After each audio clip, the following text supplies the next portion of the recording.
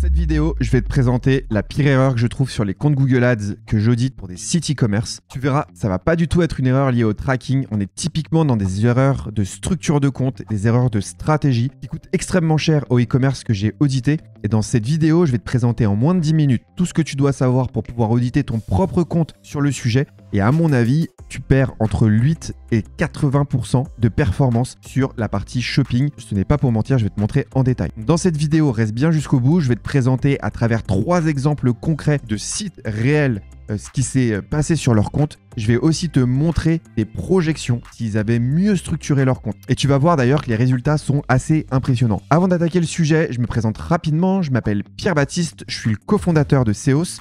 On est une agence Google Ads pour les sites e-commerce. On accompagne un peu plus de 40 e-commerce et on investit tous les mois entre 1 million et 1,5 million avec mon équipe pour le compte de ces sites e-commerce là. Notre travail, c'est globalement de créer les meilleures stratégies Google Ads possibles pour les e-commerce. Et d'ailleurs, si tu veux avoir quelques idées des résultats qu'on a obtenus, je t'invite à aller sur le site de seos.fr dans la rubrique études de cas. J'ai créé quelques études de cas très concrètes et très poussées avec des chiffres concrets, des progressions qu'on a réussi à mettre en place. Et tu retrouveras même des interviews de l'entreprise en question qui expliquent comment on a mis en place les choses très concrètement. Et d'ailleurs, si tu veux qu'on audite ton compte Google Ads pour mettre en place ce qu'on va voir dans cette vidéo, je te mettrai un lien sous cette vidéo ou une des fiches autour ici pour tout simplement réserver un audit avec moi. Et clairement, je pense que ça peut faire la différence. Rentrons maintenant dans le vif du sujet. Quelle est l'erreur numéro 1 que je retrouve? Eh bien, tout simplement, c'est une erreur de segmentation produit et c'est la conséquence d'une problématique de structure de compte. Donc, on va voir maintenant 3 exemples de 3 sites réels et on va faire des projections avec quelques ajustements dans cette stratégie. Le premier exemple que j'aimerais te prendre, c'est un exemple concret. J'ai fait tourner un script Performance Max sur ce compte en question. C'est un plutôt gros compte, donc j'ai caché, j'ai mis en blanc les différentes informations sur les campagnes,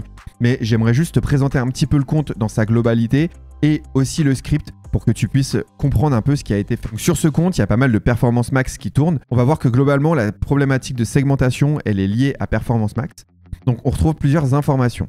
La première information qu'on retrouve ici, c'est qu'on voit que le pourcentage investi en shopping, il est plutôt bon. On va retrouver à peu près 87% de notre investissement en shopping. Je te recommande d'avoir plus de 80% de ton investissement en shopping sur Performance Max. On voit que les conversions, elles se font sur shopping aussi, donc c'est plutôt carré. Sur la partie campagne, on a une bonne répartition. On voit que par exemple, la campagne bleue ici, elle a un ratio de coût qui est à peu près équivalent à la partie conversion, donc c'est plutôt pas mal. Et ici, on va retrouver tout un tas d'informations sur notre campagne. Il y a un onglet qui est plutôt intéressant pour nous qui s'appelle Title.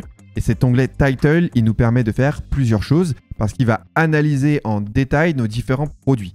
Et notamment, il va analyser quelque chose qui est très important pour nous, c'est ces 6 buckets. Donc en gros, c'est un groupement de produits qui est fait. Et ce groupement de produits, comment il fonctionne? Il fonctionne sur la base de ce tableau-là, de ce graphique, pardon, juste ici. Ce petit graphique, il explique exactement comment sont structurés les différents buckets dont on va parler dans cette vidéo. On retrouve 2 éléments. On retrouve un ROI cible et un coût minimum.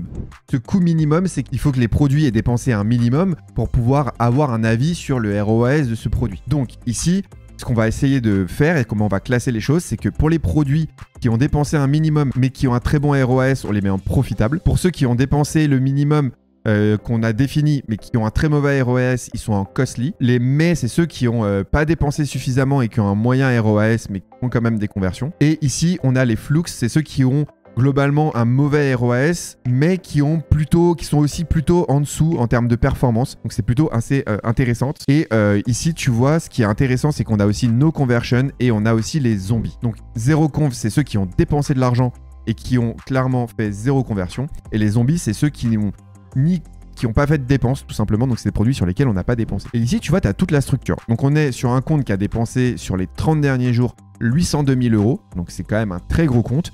Sur ces 802 000 €, on a généré 7 233 000 € de CA selon cette répartition. Donc là, tu vois qu'il y a 7 710 produits, que le total cost qui est parti en profitable, on a dépensé 370 000 et ici 395 000. Donc ça, c'est le premier exemple. Ce que je te propose, c'est qu'on analyse ces informations un peu plus en détail ensemble. Pour ça, j'ai créé un petit tableau à côté qui me permet d'analyser plus en détail. Donc du coup, comme je te disais, j'ai fait un tableau dédié. Donc tu vois, ici, j'ai pris un screenshot du tableau que je t'ai montré juste avant et je l'ai remis dans un tableau tableau utilisable pour qu'on puisse l'analyser ensemble. Et j'ai fait la même chose pour tous les autres exemples juste après, que je te montrerai un peu plus en détail. Parce qu'à chaque fois, c'est des exemples différents. Donc, le premier exemple qui est intéressant ici, c'est quoi? C'est que, du coup, on se rend compte d'une grosse problématique. Et ça, c'est du classique de chez classique, ça arrive à chaque fois. Le costly représente une partie conséquente, voire bien trop importante des dépenses. Ça veut pas dire qu'il faut qu'il soit à zéro, mais c'est 50% de ton budget qui est parti sur un ROAS inférieur à 10, hein.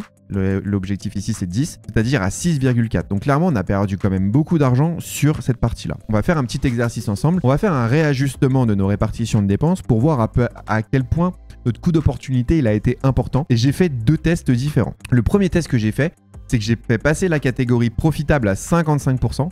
Et j'ai réduit un petit peu le ROAS ici, tu vois, de 5%. Donc j'ai appliqué sur la base du ROAS précédent. Donc là, tu vois, si tu regardes, hop, sur le 12,4, je suis venu appliquer un ratio de 95%. Sur ce ratio-là, ça permet de baisser le ROAS de 5% globalement. Et parce que forcément, quand on augmente le budget, en général, on perd un petit peu en ROAS. Et là, j'ai fait la même chose sur le costly. Donc tu vois, on est allé perdre 9% sur le costly grosso modo. Et là, c'est pareil, je suis allé appliquer un petit ROAS de plus 5% dessus. Tout simplement parce que, vu qu'on dépense moins, bah, le ROAS risque d'augmenter légèrement, tout simplement. Et donc, qu'est-ce qui se passe? Et bah, juste en faisant ces modifications-là, donc juste un réajustement léger de la segmentation produit, on va générer 252 000 € de chiffre d'affaires supplémentaire. Et je me suis dit que j'allais pousser le sujet encore un petit peu plus loin. Je suis parti sur la base que ce compte-là fait 30% de marge. Donc là, j'ai mis un taux de marge à 30%, donc un taux de marge brut. Et du coup, j'ai fait le calcul avec un taux de marge brut pour vraiment se donner un ordre d'idée de ce que ça donne. Et en fait, on se rend compte que juste avec un réajustement de la segmentation,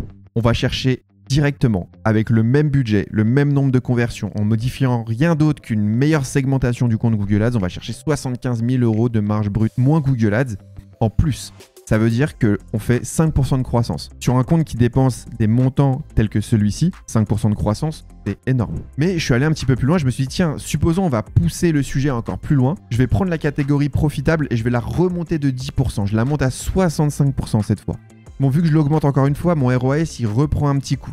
Donc cette fois, il baisse de 10% par rapport à la base. Donc là, il est à 90% comme tu peux le voir. Et pareil, pour le costly, on va encore baisser sa part. Et cette fois, on va augmenter légèrement le ROAS de 10%. Et là, qu'est-ce qui se passe? Et bah pareil, pour le même niveau de dépense, même structure de compte, on se retrouve avec une augmentation de notre CA hors taxe de 413 000 € et de marge brute moins Google Ads à la fin de 124 000 €, c'est-à-dire 8% de croissance sur la marge. Donc, juste un réajustement de nos différentes segmentations de produits, c'est 8% de croissance sur un compte qui dépense 800 000 € à 30 jours. C'est énorme. Mais c'est pas tout, parce que je vais te montrer un deuxième exemple qui est assez impressionnant. Si comme moi, tu es impressionné par l'argent gaspillé par les e-commerce que j'ai audité, que je t'ai montré en exemple dans cette vidéo, je t'invite à t'abonner et à activer la cloche pour être au courant de toutes les futures vidéos que je ferai sur le sujet et qui te permettront justement d'éviter ce genre d'erreur à nouveau sur ton propre site e-commerce. Et si comme moi, tu es passionné de e-commerce et que tu souhaites vraiment maximiser ta rentabilité sur le sujet, je t'invite à t'abonner à ma newsletter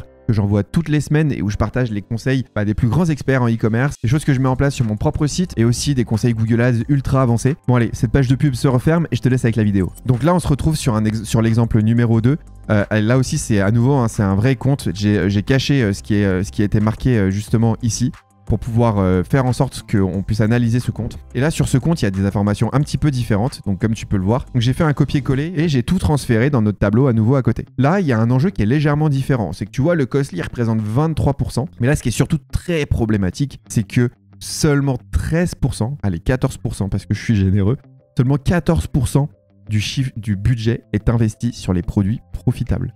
Pourquoi? Parce que l'intégralité quasiment du budget est investie sur des produits qui ne génèrent pas de conversion. L'estimation sur laquelle je suis parti, c'est qu'on va remonter, alors là c'est un peu drastique, on va remonter la profitable à 50%, ce qui fait qu'on va perdre 20% de ROAS, donc tu vois, je suis à 0,8 ici. Qu'est-ce qu'on peut espérer gagner sans toucher au reste? Ça veut dire sans toucher au costly, sans toucher à rien d'autre, juste le zéro conv, on reprend le budget et on le met dans le profitable. Juste en faisant ça, on va gagner 153 000 € de chiffre d'affaires. Pour rappel, au départ, il faisait 176 000 €. Pour la marge, on va chercher 46 000, c'est 61% de croissance. Juste avec un réajustement de la segmentation. Et le troisième point, j'ai l'impression d'être un vendeur de tapis quand je te dis ça, mais franchement, c'est frustrant de faire des audits de compte comme ça, où il y a tellement de potentiel. Je voulais t'en montrer un troisième qui est assez intéressant parce que il est encore dans une autre situation celui-là. Et donc là pour le troisième exemple, j'ai fait exactement la même chose. Donc là il y a deux problématiques majeures sur cet exemple. La première problématique, c'est qu'on a 37% du budget qui part dans la partie zéro conversion. Et en plus de ça, on a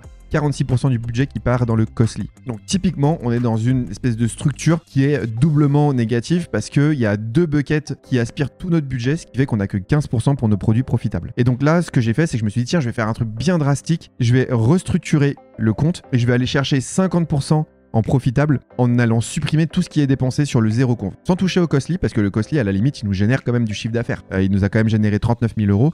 Par contre, le zéro conv, il nous a généré zéro. Réajustons son budget, remettons-le là où il a vraiment un intérêt. En faisant ça, forcément, le ROAS, il va prendre un grand coup. Donc, j'ai mis moins 20% de ROAS par rapport à ce qu'on faisait avant. Donc, tu vois, je suis multiplié par 0,8 ici. Qu'est-ce que ça permet de générer? Ça permet de générer 98 000 euros de chiffre d'affaires. C'est 78% de croissance sur la marge. On était à 8 000 euros, on passe à 37 000 euros. Donc 78% de croissance sur la marge. Maintenant, je me suis dit, je vais pousser un petit peu le sujet parce qu'on n'a pas fini. Il nous reste quand même encore 46% de notre budget qui part dans le costly. Donc ce budget-là de 46%, on va le réduire un petit peu et on va l'emmener à 31%. Comme ça, on a 65% qui part dans le profitable. Et ces 65%, bah, on a encore moins 30%. Enfin, du coup, on a moins 30% de ROAS sur cette catégorie-là.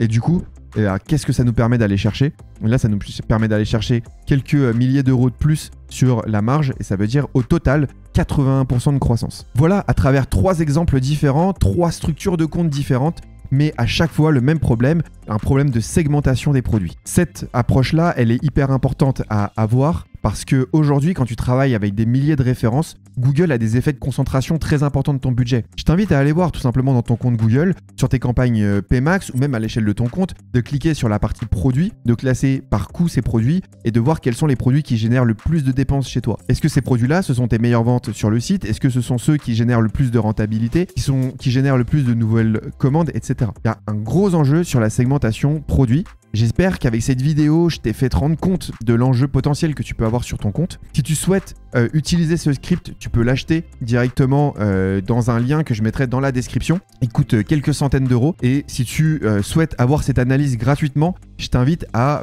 prendre rendez-vous avec moi sur le lien qui sera dans cette vidéo pour avoir un audit gratuit de ton compte Google Ads. Je te mettrai aussi une fiche par ici ou par là pour tout simplement réserver cet audit gratuit et je pense que ça peut faire vraiment la différence pour toi. J'espère en tout cas que cette vidéo t'a paru intéressante, elle t'a permis vraiment de structurer et de mieux comprendre ce qui pouvait poser problème sur ton compte Google Ads. Je te laisse une vidéo juste ici pour que tu puisses aller un petit peu plus loin sur Google Ads et moi je te retrouve dans une prochaine vidéo. Ciao!